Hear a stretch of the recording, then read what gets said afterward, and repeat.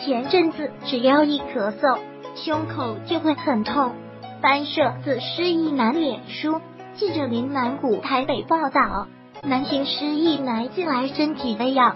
只要一咳嗽，胸口就开始痛，令他联想起80年代末期王杰叶欢合唱经典歌曲《你是我胸口永远的痛》。日前失忆男又跑去看中医，因为之前胸口应该有被撞到，没去理会，结果不久前到美国，因气候太冷导致气管敏感。在美国那段日子，失忆男发现自己开始有些小咳嗽，伴随住胸口还会闷痛。今年3月下旬，失忆男在美国就有咳嗽胸闷情况。翻摄自失忆男脸书，回台湾后，失忆男透露情况更严重，因为只要一咳嗽，胸口就很痛，只好跑去看中医。医生说应该是内伤，中医看了几次了，拔管点敷要点湿润宫散，